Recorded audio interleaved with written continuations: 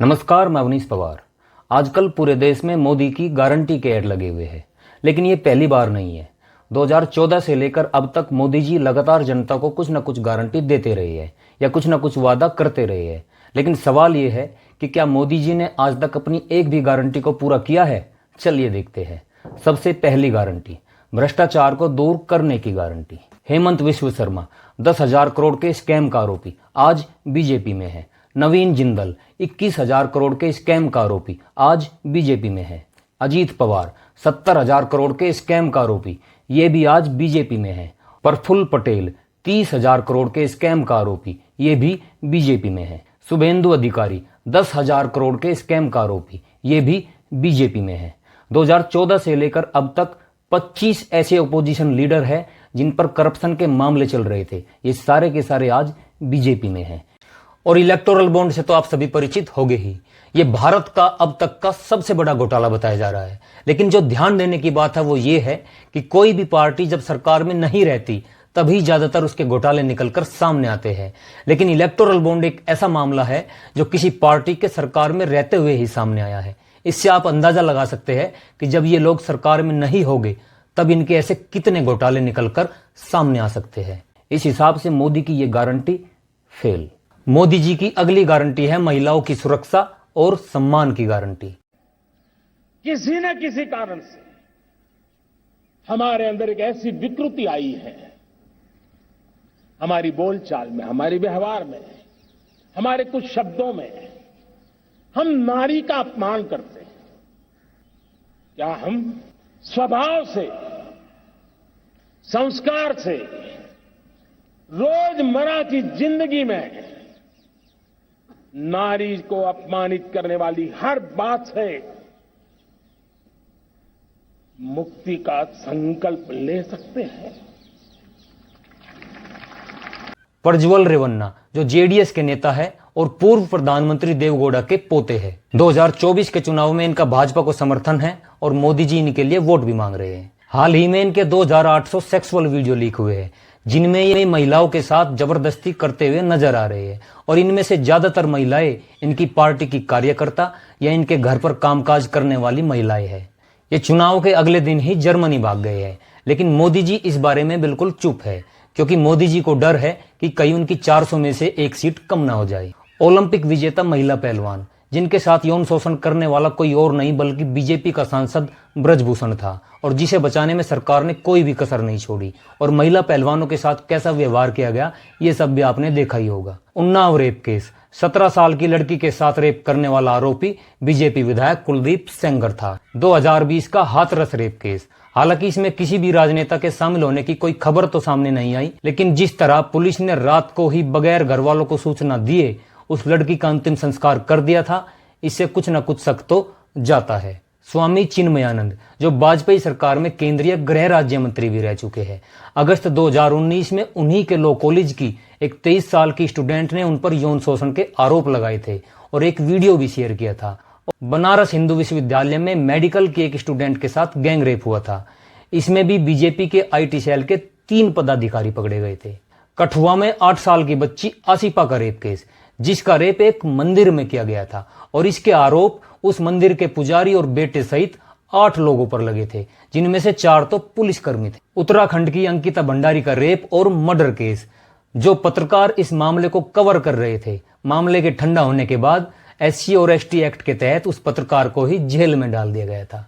Manipur rape case, पूरे देश को झकझोर देने वाली घटना। यहाँ पर केवल कास्टिज्म के चलते हजारों की भीड़ ने पहले 2 महिलाओं को नंगा घुमाया और उसके बाद उनका गैंग रेप किया।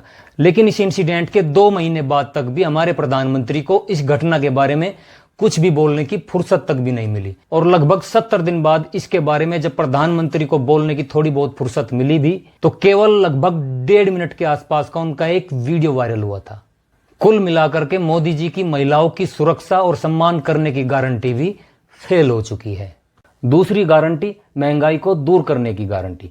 2014 में पेट्रोल और डीजल 71 और 57 रुपए पे मिलते थे, आज लगभग 100 रुपए में मिलते हैं, जो कुछ समय 120 तक भी पहुंच गए थे।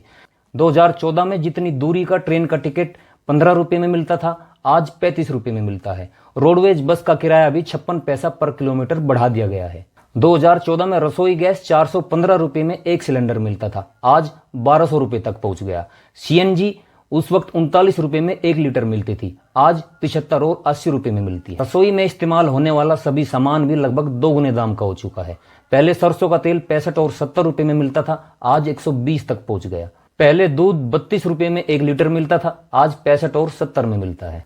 दही 30 और 35 में 1 लीटर का पैकेट मिलता था, आज 60 और 70 में मिलती है। और अब तो पहली बार खाने पीने की इन सभी चीजों पर 5% का जीएसटी भी लगा दिया गया है।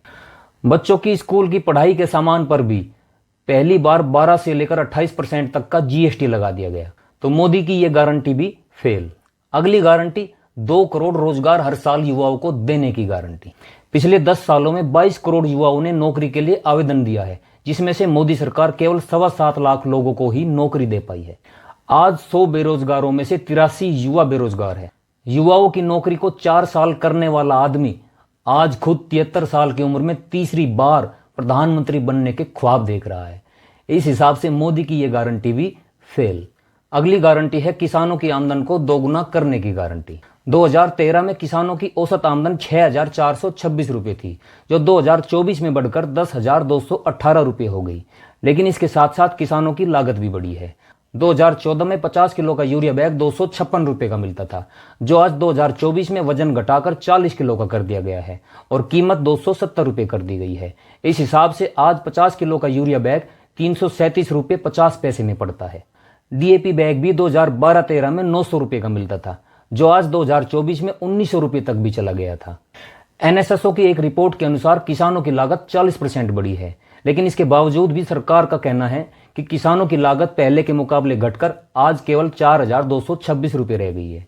लेकिन दोस्तों, ये केवल आंकड़ों का झोल है। ये सोचने वाली बात है कि जब खेती में लगने वाले सभी प्रोडक्ट्स पर दाम बढ़े हैं, महंगाई बढ़ी है, तो फिर किसानों की लागत घट कैसे सकती है? लागत बढ़ी है।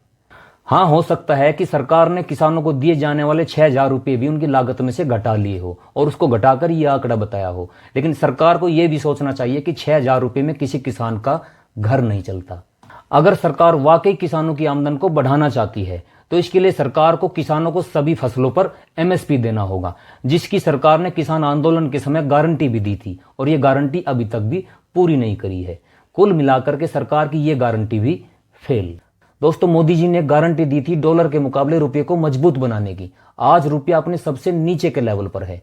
उन्होंने गारंटी दी थी ब्लैक मनी को वापस लाके 15-15 लाख रुपये सबके खाते में डालने की।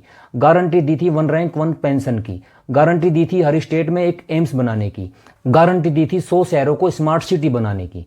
आज तक इनमें से कोई भी गारंटी मोदी जी पूरा नहीं कर पाए हैं।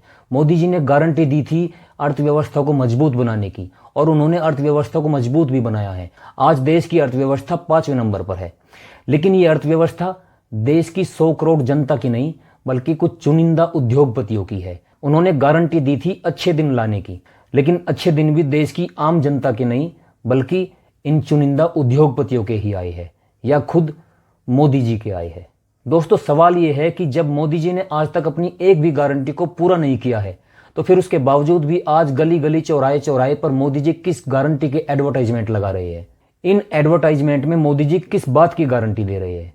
इनकी एक ही बात की गारंटी है, आप लोगों को बेवकूफ बनाकर आपसे वोट लेने की गारंटी और अपनी कुर्सी को बचाने की गारंटी।